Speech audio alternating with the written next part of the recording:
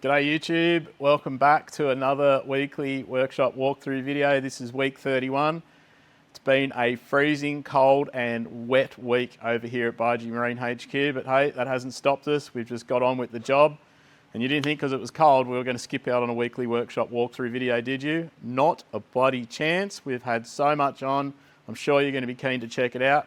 So anyhow, let's get cracking. Let me run through exactly what we've been up to, so stay tuned. All right, so the projects that have been in the workshop this week, the 1850 Stabicraft Super Cab, we've finished installing the live bait tank on top of the transom.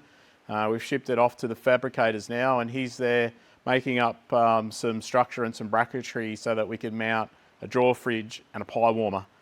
Two essential things any trailer boat should have. We've got both cruise crafts out of the workshop at the moment. So the 625 outsider that we're doing the full refit on that you've seen over the last couple of weeks, weekly workshop walkthroughs. It's over at the shipwrights. It's having all of its carpet ripped out, U-deck going in. We're also beefing up the anchor well so that we can have a stainless plate fabricated and bolted to the front to create a huge tow point basically to allow it to be towed by a much larger vessel. And while it's there, we're also filling all the holes and some old damage on the transom and having that re-flow coated and polished so that it's going to look like a brand new transom on the back there. And then the detail will be back and it'll finish being buffed and then ceramic coated. The 720 Cruise Craft Explorer, I haven't seen that for a couple of weeks on the videos, but it is also over there at the shipwrights. We're installing a brand new gunnel rubber on that. So the gunnel has been removed and a new white gunnel rubber epoxied on. And also while we're there, we are removing a little bit of the old anti-fouling. So that boat was anti-fouled. We had a little bit of anti-foul still left on the engine cowlings on the midsection there. So the paint stripped the trim bracket midsection area and going to be respraying that. So that will come back looking an absolute treat. And then we'll be able to finish off the fit out on the dashboard. We'll be installing that new NSS Evo 4 or NSS 416, let's call it. Finally, that's arrived. So we'll be able to finish that boat off. So hopefully in next week's walkthrough, you will see the completion of the 720 Cruise Craft, fingers crossed. Always subject to change, like anything in this business. It is very fluid. And then additionally, we had a V19R Haines Hunter come back. So beautiful old restored V19. We did a full fit out on that boat probably close to 12 months ago now. Unfortunately, between it leaving us from the fit out and the past 12 months, the AMR 1 kilowatt transducer temperature sensor has failed. And when they do that, they actually also lose their ID. So the SIMRADs in that boat aren't actually able to detect that the transducer there. So not only did we lose water temp, we also lost the ability to control the chirp transducer. So that transducer's out, unfortunately well out of warranty. It was something the customer had bought some time before the refit. Never fun pulling a through-hole 1 kilowatt transducer out. Fortunately, this was one of those jobs that didn't go too bad, and probably because we had great access and also it hadn't been in for that long. So transducer's been swapped out. Customer supplied us a SAV winch to install. So we've gone through, done the electrical fit out for the SAV winch, and that's allowing the owner to go now and mount his drum winch and his anchor well, which still needs to be strengthened up before that drum winch goes in there. And then for jobs actually in the workshop, we've got a 22-foot Rabalo, so an American-built Rabalo. In needing a bit of love, so we'll give you a quick review on what we're doing to that boat. We've got this beautiful 591 McClay built out of New Zealand. This is a boat we also did a fit out on probably close to 6 months ago. Also did a very detailed review on the water of this boat with Fishing World magazine. I'll put a link down in the comment section if you wanted to check out the review we did on this boat. We're bolting outriggers, so we've done some Relax outriggers on this guy, 1 kilowatt transducer and a new Garmin GPS map 8412 on the dash, so we'll have a look over that. The Whitepointer behind me, well yes, it's still here. We had planned to deliver that, but fortunately this weather that we've had has prevented doing a proper handover with the customer. Basically, we're a little bit soft. We don't want to do it in the rain and the wind, so going to wait for some better days, so hopefully someday early next week we'll be able to hit the water. Whilst it's been here, we've finished the Yamaha handover and commissioning, so we've set up all the Hellmaster, done a prop testing, trims, got everything ready to go, and again performed faultlessly. So super excited to be able to hand that one over. And then we'll finish the weekly workshop walkthrough with another look at the 760 Haines Hunter enclosed in the end of the workshop there. Again, another massive week on that. Some great progress with all the wiring and rigging on that side. So anyway, guys, that's enough waffling. If any of those interest you, stay tuned. I'll put a timestamp in the comment section down below.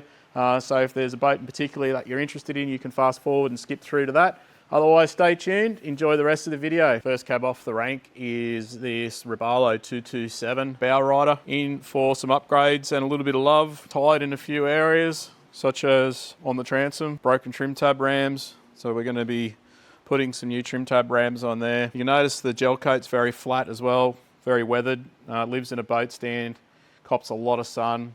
So we've had Matt from Deluxe Ceramic Coatings and Boat Detailing come in and do a little test area to see how this is going to come back, and have a look at that. Amazing.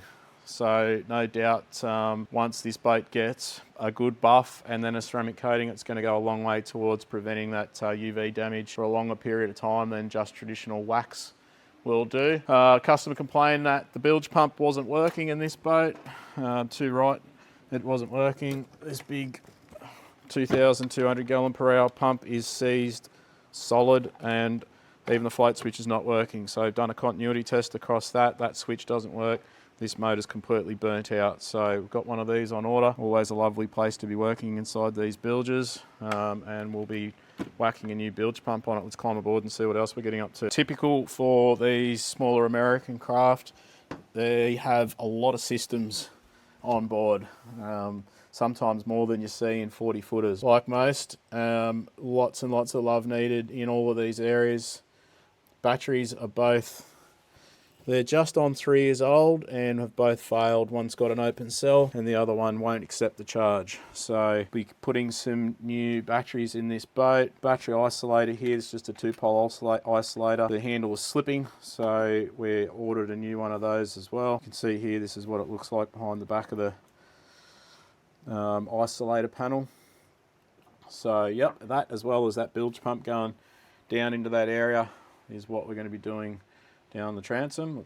In the helm position, these 2 switch panels on either side of the steering wheel, well, you can see, typical for these style of switches, you can no longer read what they actually are and what they do. So we're going to be remaking these switch panels. We'll still incorporate these circuit breakers so we don't have to go and do too much new wiring. So we'll do some nice gloss black switch panels with our stainless steel push buttons and all backlit. So it's going to really revitalise the helm position on this boat. The Garmin GPS map is still working fine, but the Fusion black box stereo, this is one of the very early models here. It had problems. It was very poorly installed. And it also just led to its failure. Some bad connections, some very weird stuff going on with NMA 2000 circuit.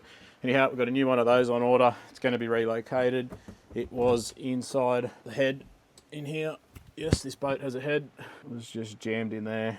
So we're going to make a nice little cover plate to cover that. We've rerun all the speaker cabling, and we'll be rebuilding the NMA 2000 network so that it's back in the area behind the helm here. But you can see this is also what we're dealing with.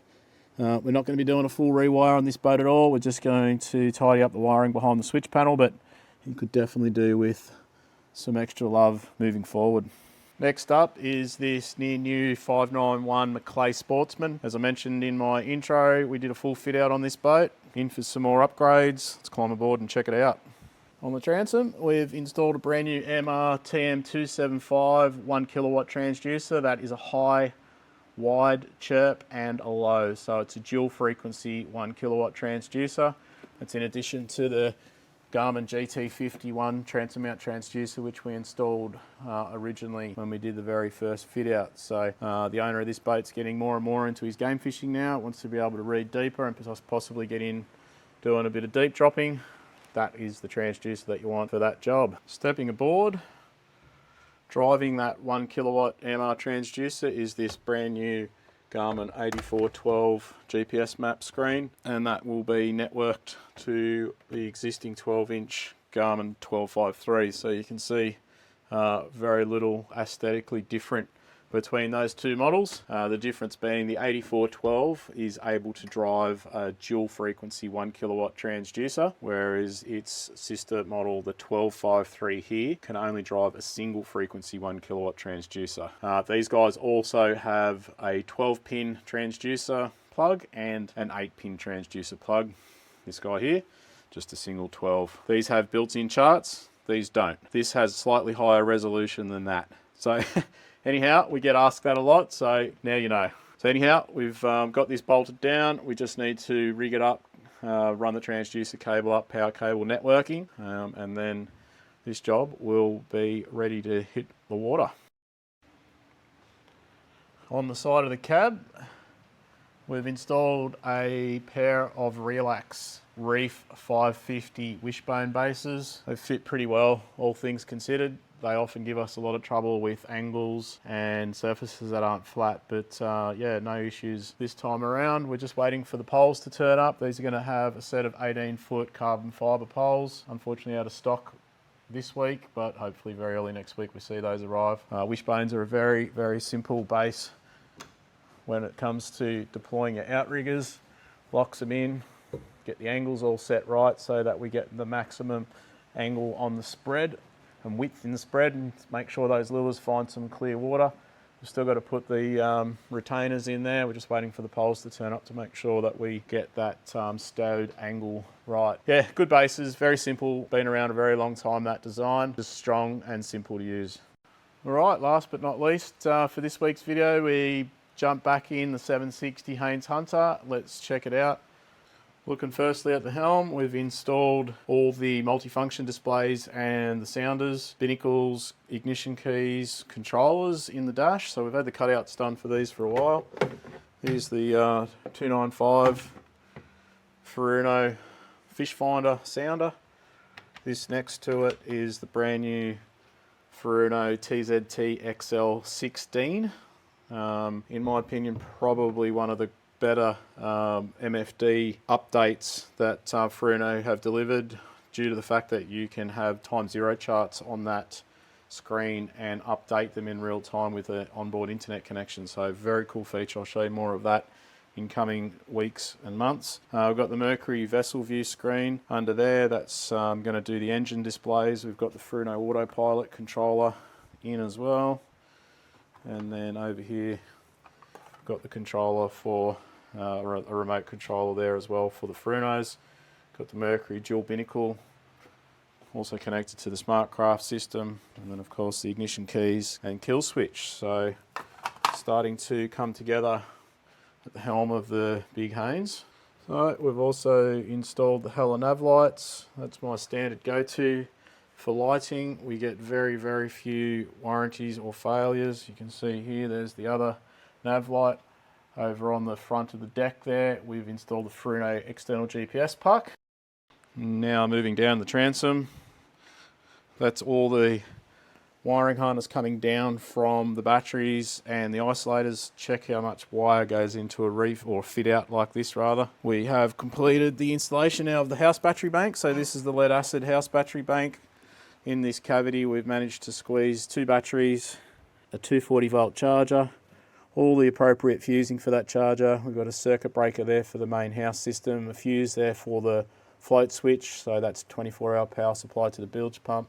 There's our negative bus bar, which has been seen in recent weeks' videos, and the batteries are sitting snugly in on our battery block mounting system, just waiting for the straps to go in. And there you can see, all nice and neat, all labelled, all done to the highest of standards. And then the main battery isolator panel, it's also been mounted. You can see here we've machined up on our CNC router a piece of King starboard, which is basically just a big shroud.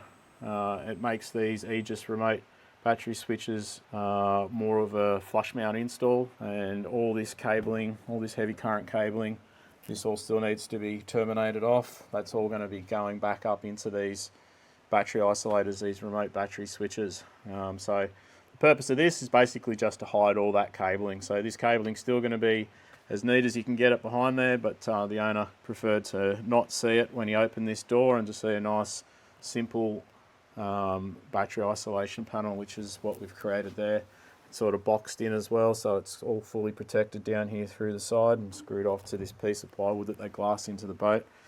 But holy dolly, I'll tell you what, is there some cabling in here? Check this out. See now, just adding more and more and more cable. But that is what it's like when you've got a big systems heavy boat like this. Gyros, lithium batteries, lead acid batteries, multiple different chargers. There's just so much going on, and it's just a painstakingly slow process, but in the end of the day, when you take your time and you do it well, it's done for life. Have a look at that still. This is all cabling that needs to be routed, tied off and terminated and made to look like a piece of artwork, which is what we're always trying to achieve with all of our fit outs. And then lastly on the Haines, we've installed the Fusion. These are the new Fusion Apollo speakers.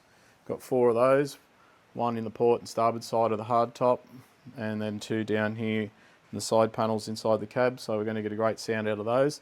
These are going to be amped up as well, so going to even improve the volume and the clarity above what we can get with just the head unit on its own. When we were reinstalling the stainless steel on this, so this guy's also had the hard top colour matched to the outboards. You can see the silver on there, which is basically the same thing we've done there with that Whitepointer, so it just adds that premium look to it. But when we're putting all the stainless back on, we noticed that these things didn't line up, quite a bit of stress in this stainless steel. We needed to have these little packers machined up and polished just to pull this rocket launcher back and take some of those pressures off. So again, just some of those small things that take place that most people will never notice or think about. All right guys, well that's it. Thank you for tuning in to another weekly workshop walkthrough video. Hope you've liked what you've seen. If you'd like to see anything different in what I'm presenting, or if you've got any questions on any of the projects or anything that you see, feel free to leave comments in the comment section. I'll do my absolute best to get back to you. Guys, 2 weeks now until the Sydney International Boat Show. We're exhibiting. Make sure you drop in and say g'day. We've got some big deals, some great discounts on some of the biggest marine electronics brands. So if you are looking at doing a refit or some upgrades to your boat, make sure you make the time to call in. Don't forget about the big promotion we've got going on. You could win a brand new Garmin 1253 GPS map screen just by liking, sharing, following our post and our page on Instagram. I'll drop another link into the comment section on that as well for those of you that haven't seen it or checked it out yet. That's it guys. Thank you again to my team for another splendid effort this week in the miserable cold weather and workshop that we've got. Very, very grateful for all the efforts. Again, all the new subscribers, welcome to the channel. Thank you for tuning in. Again, if you've liked what you've seen in the video, give it a like, share it with your mates, and if you feel that way inclined, we'd really appreciate you subscribing. All right, guys, that's it. Week 31 done and dusted. Thank you for tuning in. Stay safe. We'll catch you on next week's video. Take it easy. See you later.